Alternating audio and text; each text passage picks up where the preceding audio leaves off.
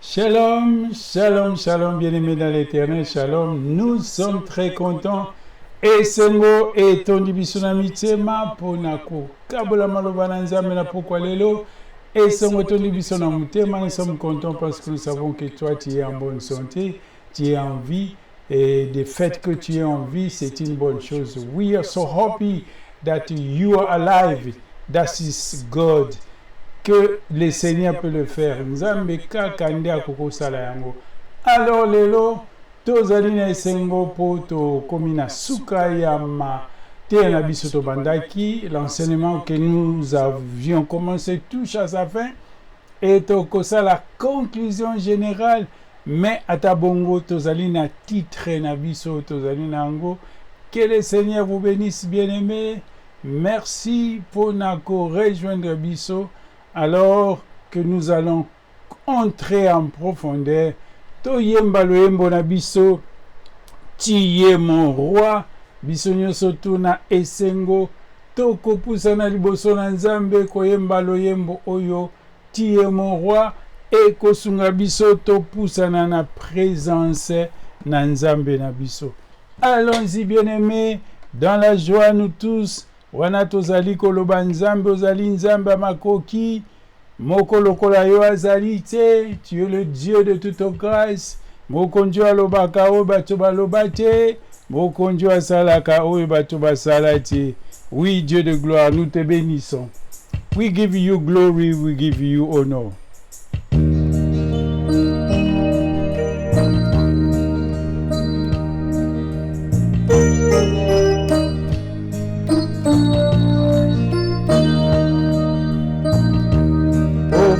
De mon cœur, jaillit un chant d'amour pour celui qui a sauvé, gagné toute ma vie, plein de reconnaissance. Je chante pour toi, Jésus. Je vais prendre plaisir à goûter à ton fruit. On y vient de toi. C'est l'amour.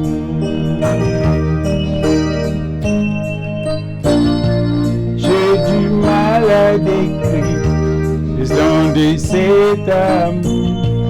Convaincu, je prie, dis que je t'aime, mon Jésus. Je suis ami de toi, tu es mon divin roi. Dans tes bras, je désire partager ta chaleur, que tes aimants mènent dans ta demeure. Oh,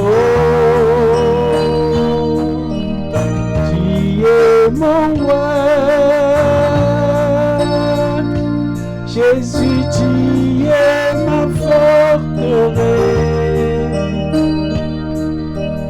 Mon abri sûr,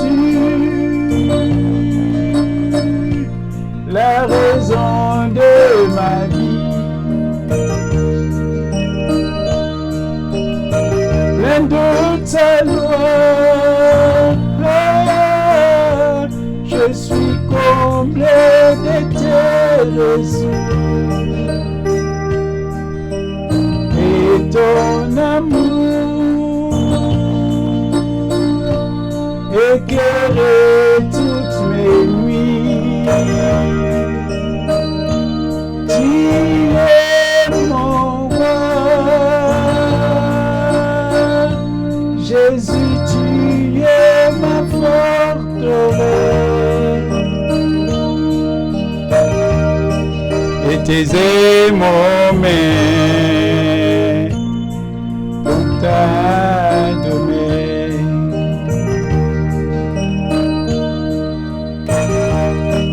Tes aimants mènent dans ta demeure.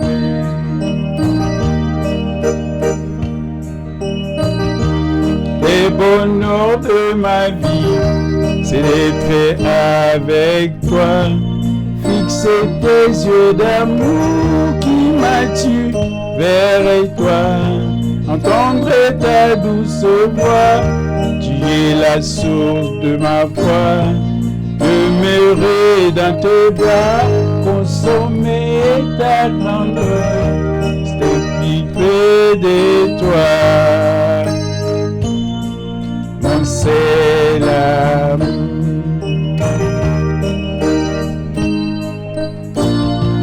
J'ai du mal à décrire le long de cet amour.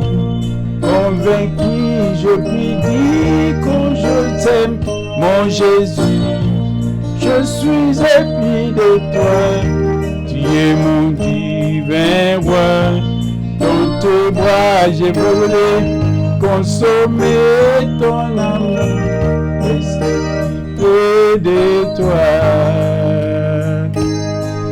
Mon seul amour.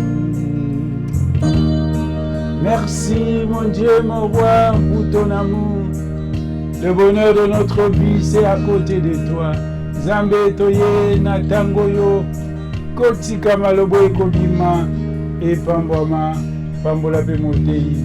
Na kombo la Yesu de kiva kombo nyoso, de tobonde libongo, tolobi. Amen. Que Dieu soit loué pour Nabola Mounaye. Merci Seigneur Dieu de gloire. Okumba manayo pozali nzambe ya makoki. Alléluia. Le kola toloba qui était, nous allons parler tokolobela pona sije oyo.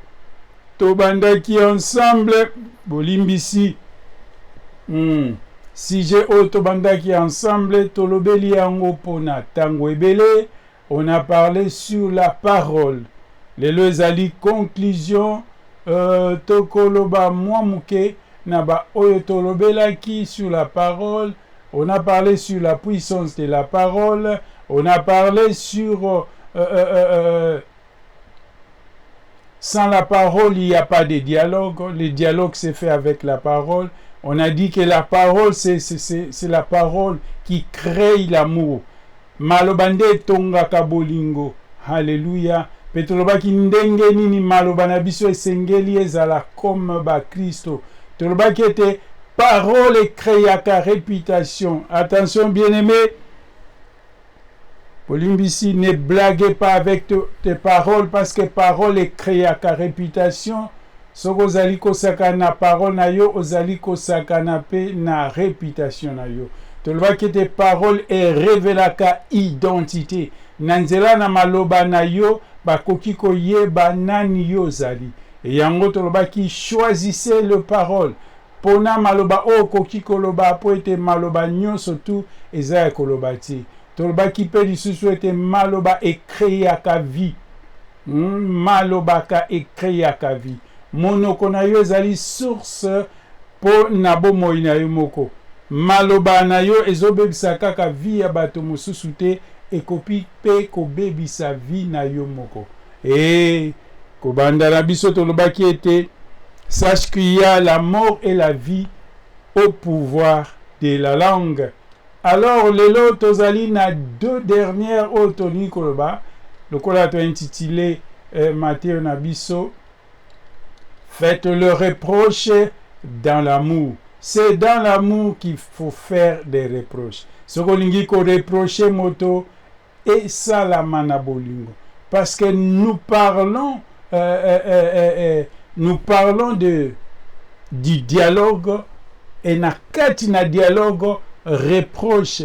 Parce que tozolobela ndenge ni tokoki kobatela communion na biso lokola bato bayebi nzambe, ndeni tokoki kobatela communion na biso, ndeni tokoki kobatela bolingo na biso lokola bato basambelaka. Alors tant tozali koloba bongo yeba ete dialogue ezali très important na kati na bolingo. Le dialogue est très important na kati na bolingo. Dialogue ezali très important. Alors yo oyo ozali na kati na bolingo. Bolingo tozoloba eza kaka ya mwasi na mobali te, bolingo ya mama na mwana, bolingo ya bakamarade, bolingo nyonso tu ezali na importance. Le dialogue lisolo soko ezali te ezali pasi.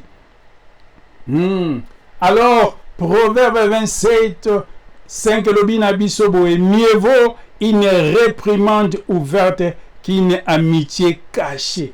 Et le qui malamu ba reprocher yo ouvertement que baya na ba flatterie et ko sunga yo te parce que ezali malamu te. Malamu ba reprocher yo et puis oye bayango. Alors reproche ezali eloko oyo ezana kati na bondeko na biso ezo jouer rôle pour na ko changer bomoi na biso, pour na ko changer ba comportement na biso, pour na ko changer ba identité na biso. Alors tozali sujet ya reproche. Motonyo soto abotami azali na ba défaut na ye pe na ba qualité. Alléluia. Motonyo so abotami azali na ba défaut na ye pe ba qualité na ye. Alors moi j'appelle les défauts c'est quoi? Ezali ba comportement ou ezali ko mettre ba mosusu mal à l'aise. Les défauts ce sont les comportements qui mettent les autres mal à l'aise. Ozamba comportement moko soki obandi ko afficher yango et ça la kete ba mosusu ba zala mal à l'aise. Alors na reproche, na nzila na reproche tokoki ko changer ba défaut na biso.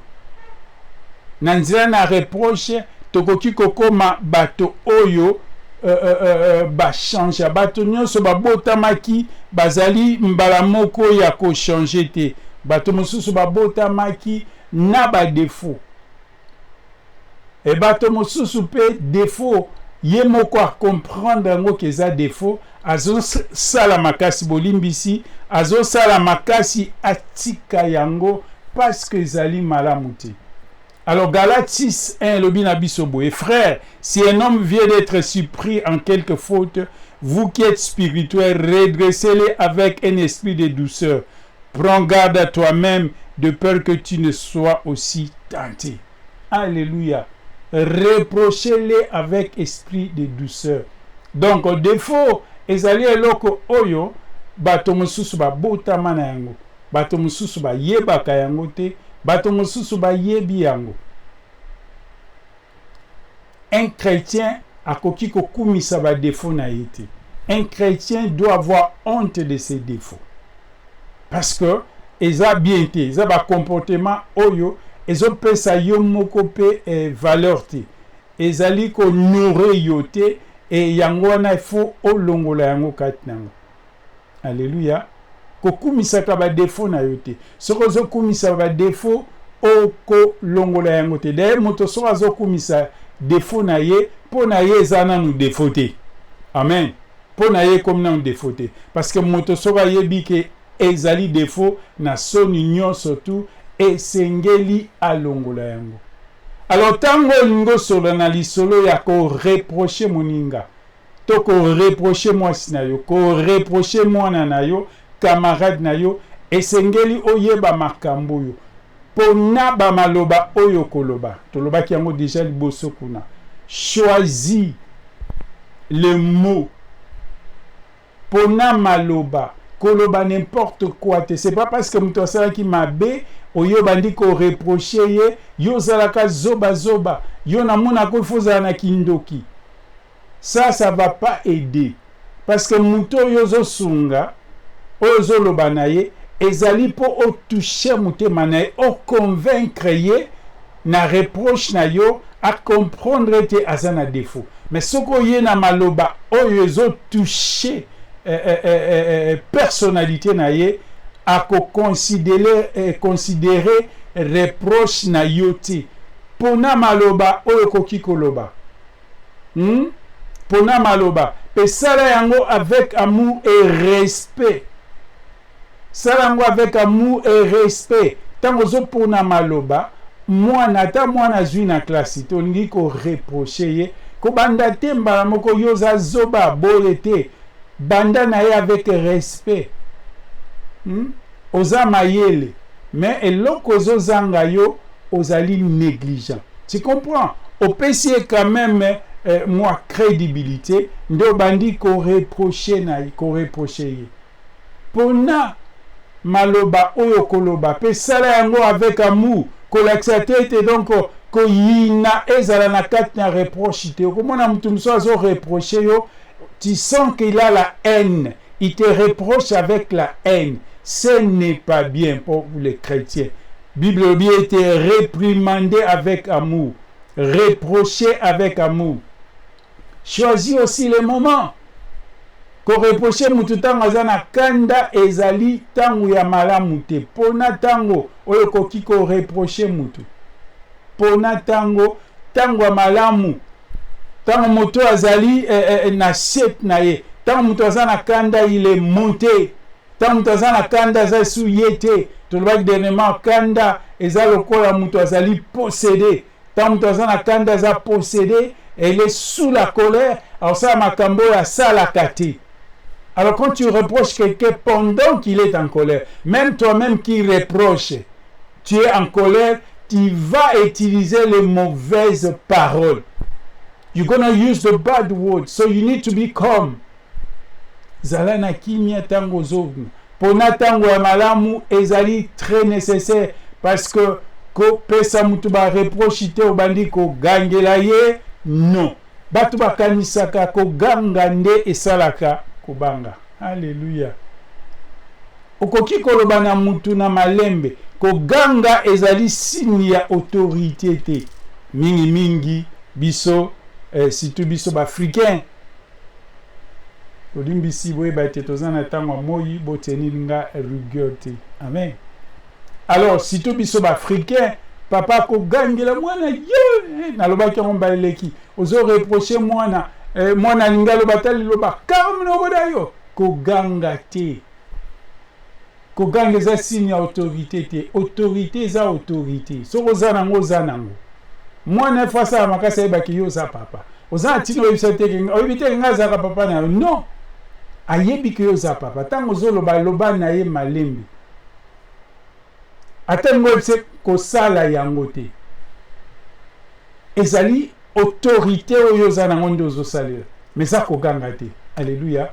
Koganga te obandi koganga ti au père de contrôle, ce n'est pas bien. Alors moto bazo pesa yo conseil ko rejeter yango te parce que Bible biete moto yo a rejetaka correction azali ko mépriser amnaye. Proverbe 15 32. C'est lui qui rejette la correction méprise son âme et il sera jamais sage. Alors zala na attente. L'homme sous ce bas reproché peut fanda ni yoka kolinga kako répondre te. Yoka kende ko kanisa po na reproche wana na suka lobi na muto a reproché yo merci. Alléluia. Mais pour muto yo reproché aloba na yo merci na suka vandanie, il faut o employer maloba malamu, o loba yango na bolingo, o pona tango malamu, o ganga te. Ko ganga te. Alléluia. Ko ganga te parce que ekosunga na yango te. Alors, mingi na kati na bandako na ba relation na biso, toza likambo moko na dialogue. Tango le dialogue na biso dégénéré, to ba kete ba dialogue mingi ekomaka koswana dispute parce que to yebite maîtrise. N'est-ce pas? Le dialogue c'est dialoguer, l'autre parle et l'autre revient après que l'autre ait fini. Yango dialogue. Mais yango lokola to wela na kamaloba, yango wana to swanaka. Na pesa bino secret ya ko éviter ko swana ezali nini. Koloba te soko muninga mususu azali koloba. Koloba te. Fanda kimia. Petoloba ki ete koloba te soko zana kanda. Yango tozo continuer suite nango. Soko zana kanda koloba te. Kozoba décision te soko zana kanda. Oyebi pona nini toloba ki yango. Alors mingi na kati na ba dialogue na biso na dispute na biso loko tolukaka na masolo na biso mingi on cherche à avoir raison. Koswana mingi ezali likambo nani azana raison nani azana tort. Alléluia. Bible elobi na biso na Matthieu 5:3, heureux les pauvres en esprit. Être pauvre en esprit ezali synonyme ya kozala humble.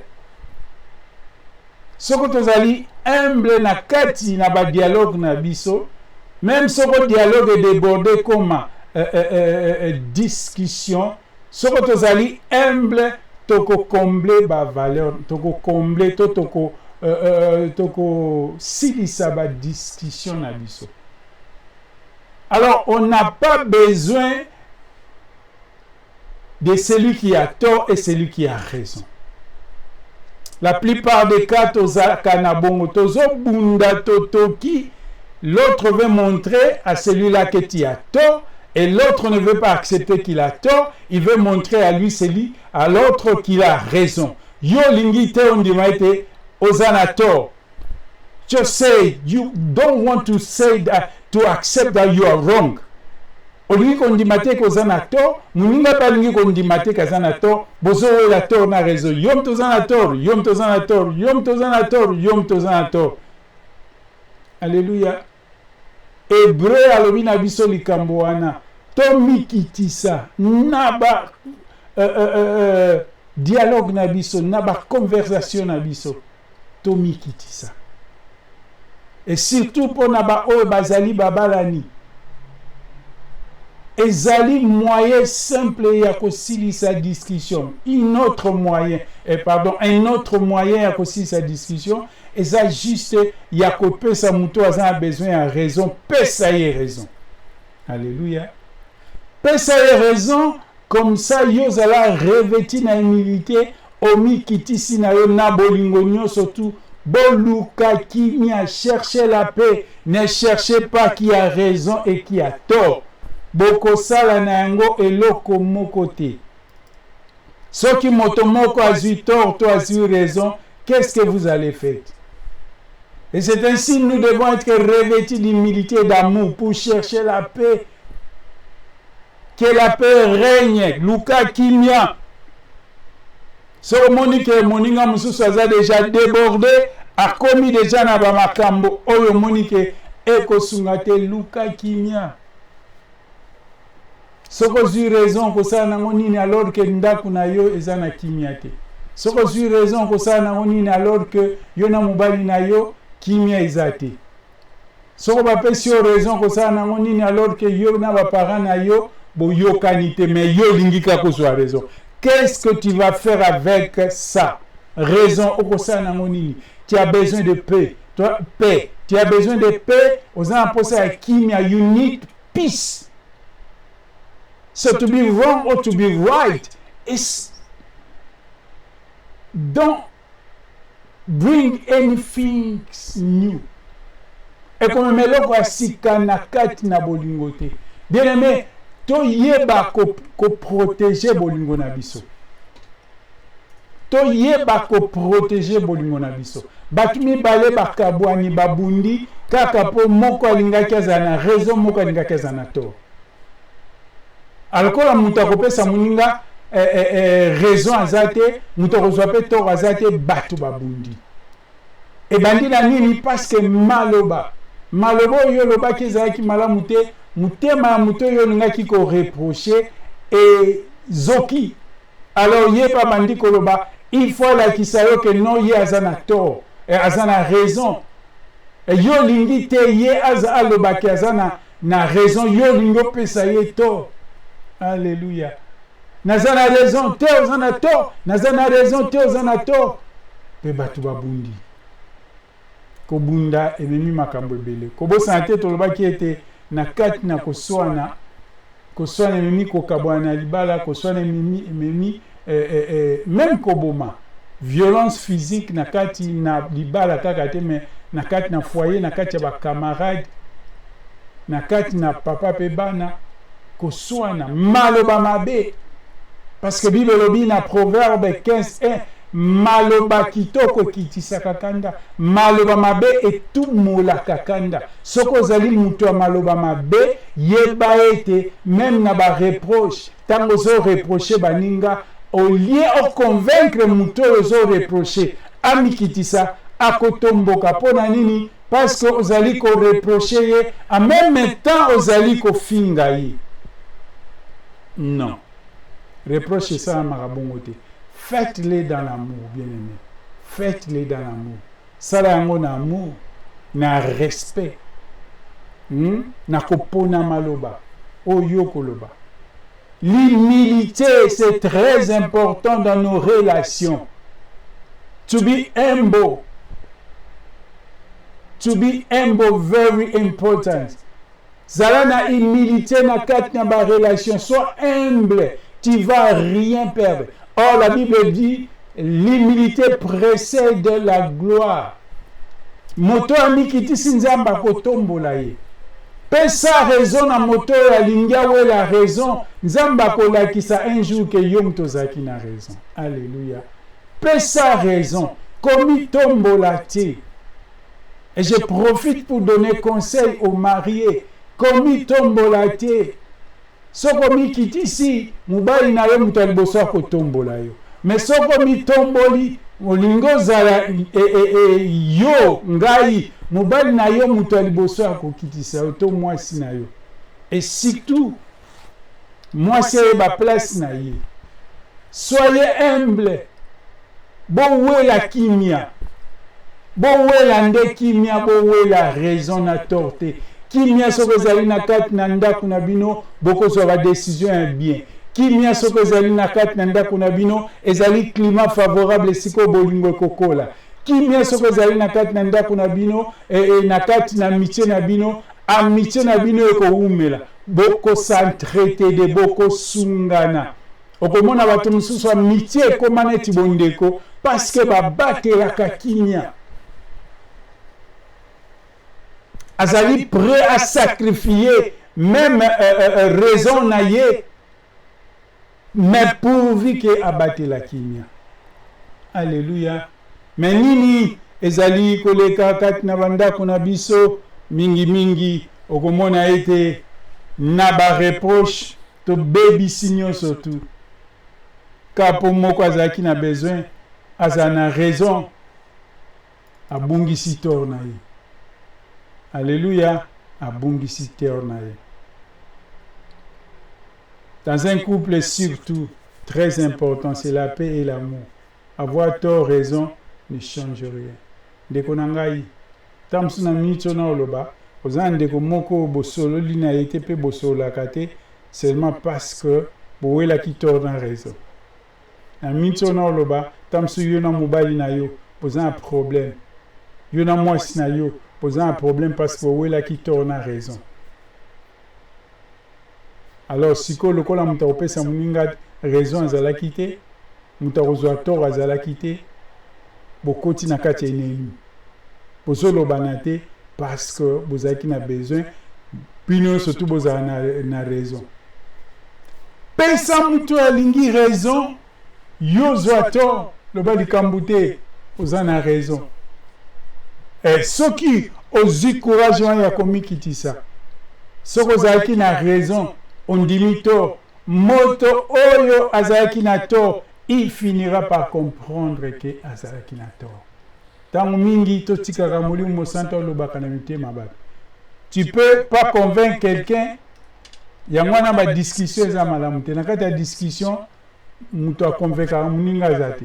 Okoki ko convaincre mutu na likambo te, mais le Saint-Esprit peut convaincre en silence quelqu'un. Et laissez le Saint-Esprit faire.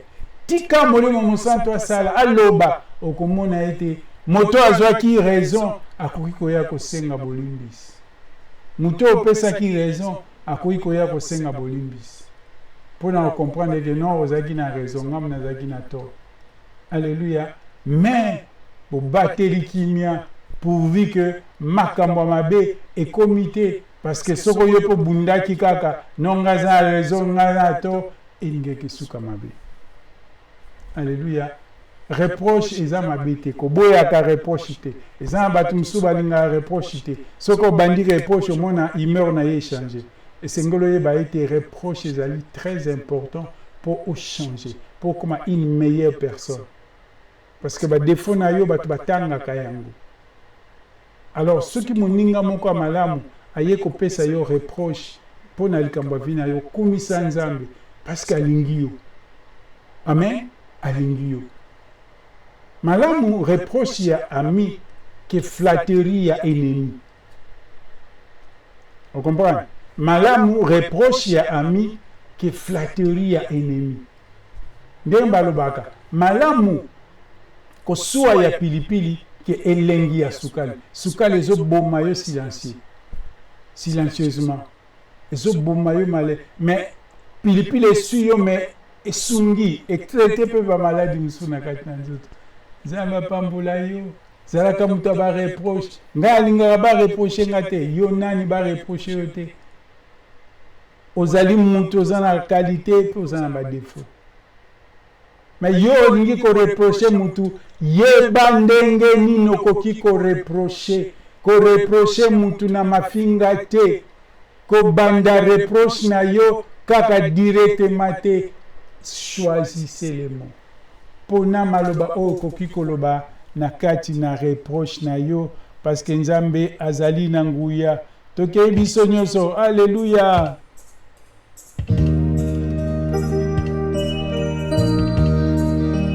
Tu es mon roi. Jésus, tu es ma forteresse. Mon abri sûr, la raison de ma vie. Plein de ta gloire, je suis comblé de tes reçus. Et ton amour éclairer toutes mes nuits. Tu es mon roi, Jésus, tu es ma forteresse.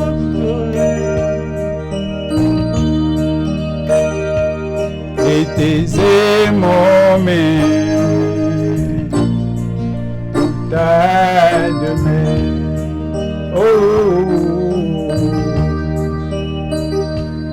Et tes aimants dans ta demeure.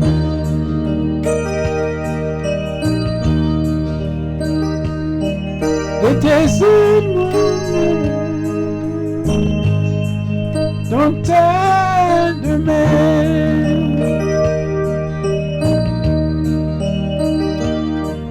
Et tes aimants dans ta demeure. Éternel Dieu de gloire, pambola maloba oyo, pambola oyo kiyango, tikete sunga, et pambola motomoko pe e memakimia na mitema, na kombo na Yesu to bondeli bongo tolobi. Amen. Merci bien-aimé. Aussi ici, enseignement n'abisso sur la parole. Je sais que Bateau Belé, vous êtes bénis là où vous êtes. Tozali ko senga na bandeko o s'abonner. Au s'abonner. Tozo senga na bato tango lundi matin ata moi au fini moi le tournoi. Ba commentaire na bino eza malamu parce que ba commentaire mosusu ete ya kapengai. Kobanga te kotia commentaire tango landi mate ndenge molimo alobeli yo. Na tanga ka ba commentaire mosusu. Mbala mosusu batu mosusu bazongisaka nga na mateya. Pona commentaire kwa tina lui wow. Ngape na tanga lisu mateya pona profiter. Et ça pona commentaire yo komaki. Tellement exprimer au molimo santo kat na yo et attirer attention na bino non na répondre le sous na rebande la matière zamba pambula yo soutenir mosala oyo ndenge tolobaka toujours soutenir yango bato bele bazo soutenir misala oyo eza nzambe te soutenir mosala oyo na mabondeli na ba moyen nzambe apambola yo ezalaki sentinelle na ndako na tata amen.